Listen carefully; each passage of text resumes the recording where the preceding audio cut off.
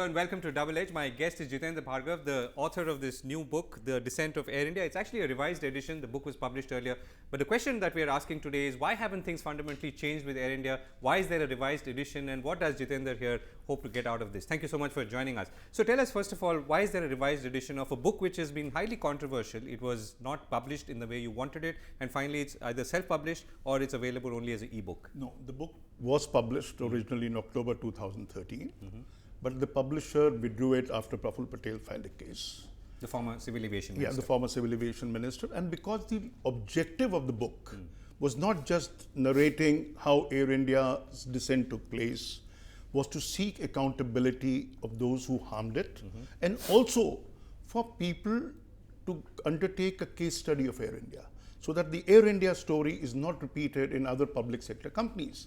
Since the large objective remained unfulfilled, I thought it's better to bring out a revised edition of the book, self-publish it, so that another publisher is not pressurized to withdraw the book.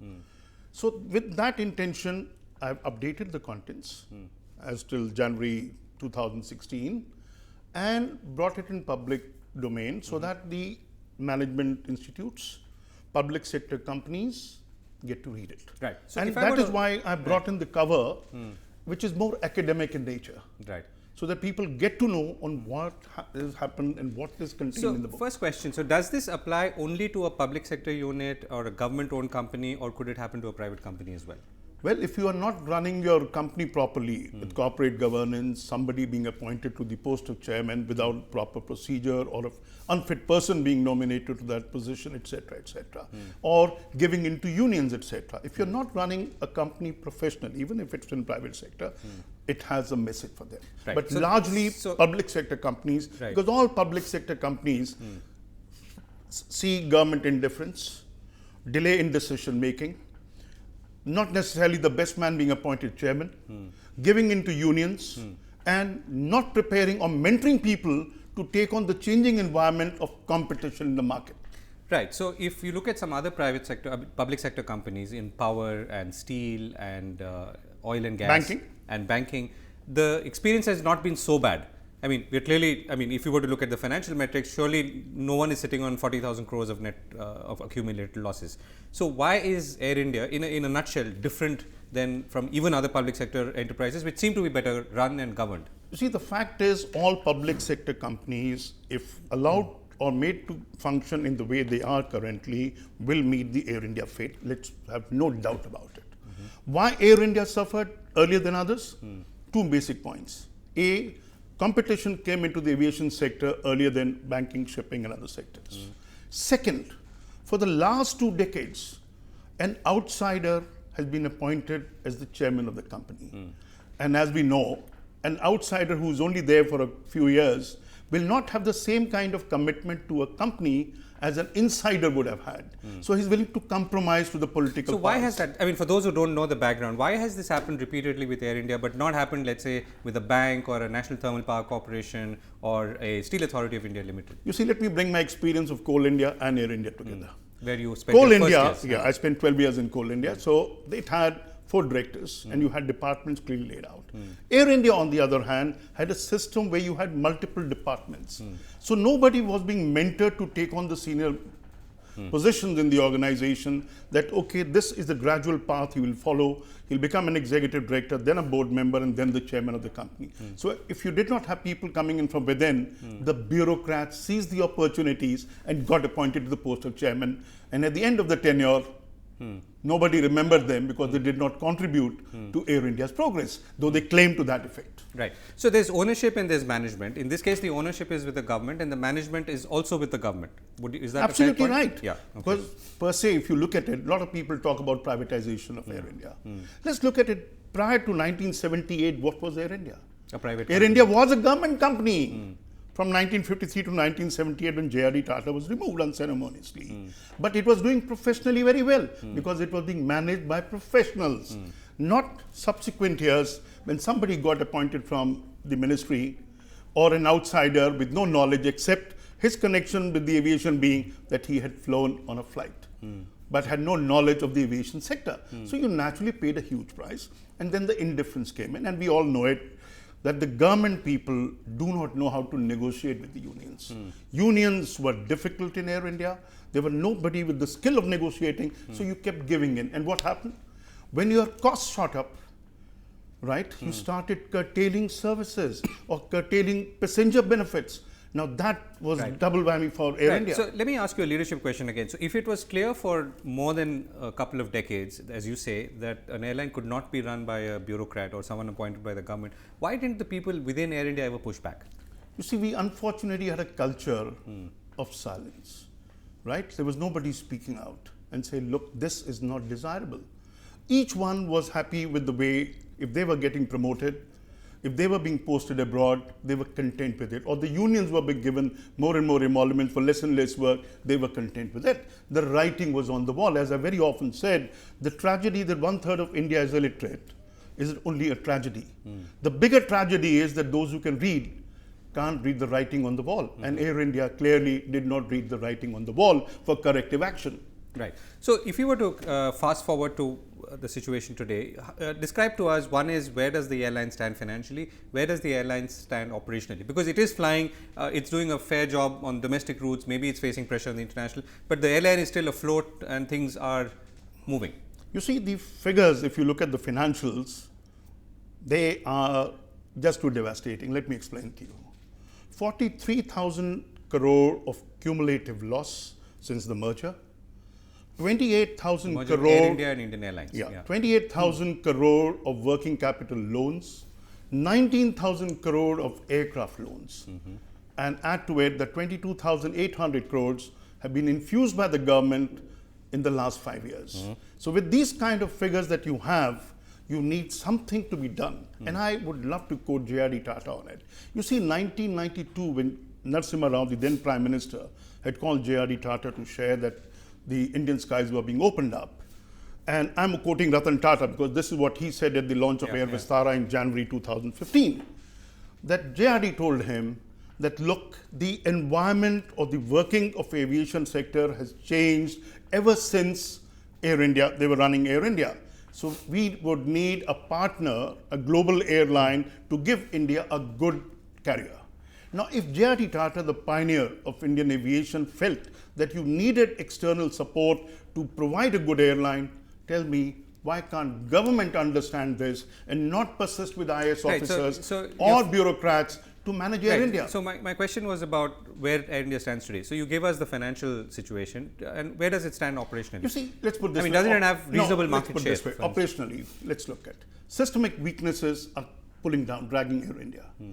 Dreamliner aircraft, we all know about it, the problems. Let's talk about market share today. I mean, operationally, where does Air India stand? Let's look at it. DGCA gives out data on a monthly basis. Where does Air India stand with respect to load factors, on-time performance, rock bottom? On cancellations, but maximum. Market share? Market share is 1 out of 7 passengers are now using Air India. So it's basically got into the realm of irrelevance, let me put it this way. Barring those instances when Air India is called upon to perform the national duty, which everybody goes gaga over, when you got to get or evacuate people from a foreign country who are stranded because of some strike. Let me come back to passenger load factors. How is that doing? You see, if SpiceJet is doing 92% and Air India does 77, 78%, which may be better than the previous year. But that's not good enough in the market. Likewise, on-time performance. If on-time performance of other carriers is in the region of 85 to 90, you can't be on 75% and say, look, this is 3 percentage points better than last year. Because Air India needs to understand that it is not working or operating in an insulated environment. So where you're it saying, has monopoly. You're saying you can't be comparing your performance with yourself. You got to compare with the market growth rates. Right. Okay, so let's come back to lessons now. Okay, so this is about the descent of Air India, but it's also about how a cherished brand was grounded by those entrusted with the brand, as you said. But the other question is, how do we actually resolve things, or how do we revive the airline, as is a question which you are often asked, I'm sure. Where would you pick up? You see, one, professional management is the first thing. And these are also the lessons for other state-owned enterprises. See, it is not that Air India is an isolated case in the aviation sector, which has gone through difficult times. There are many examples world over where airlines have gone into problems, but they have recovered. Now, how did they recover? I've cited numerous examples in the book. You need effective leadership. Do you have it? You need a professional management. Do you have it? You need unions who are willing to be part of the rejuvenated Air India rather than pulling it down. What's happening in the last 3-4 years? Let's look at it. Every time management has had the gumption or the guts or the desire to change and make the work practices productive, they've gone to the court to stall it. They want the emoluments of the private sector, but not the work ethics of the private sector. Right. So you're I've saying very often said, unions. No, one is people saying very clearly. One, as I said, say very clearly, you have the political leadership responsible to an extent, but minus the political leadership, would Air India have survived? That's the question I pose. I said the answer is no. Because you're not willing to change the work ethics, not trying to develop, because no minister has ever told salespeople, for example, don't go and get business from the market. He's never told the engineering people that don't increase your aircraft utilization, right? Likewise, he hasn't told the airport staff, don't give customer-friendly service.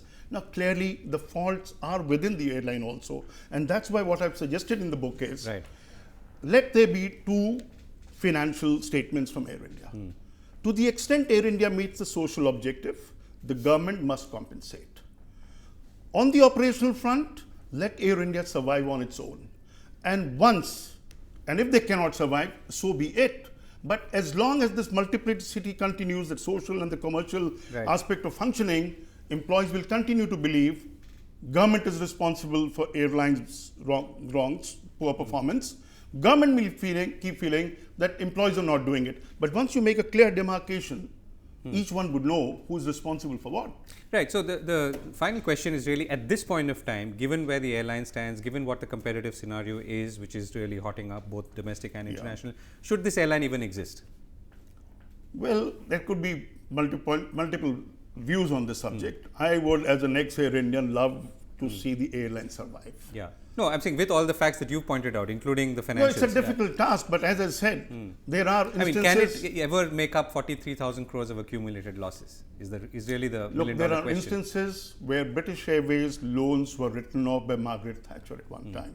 Concorde was given so that they have a decisive edge in the market. Government could think of it. I had, in fact, in September 2013, when Tata Singapore Airline announced the JV desire to start an airline, had told a television channel, instead of approving a new airline, government should hand over Air India to Tata Singapore Airline joint venture.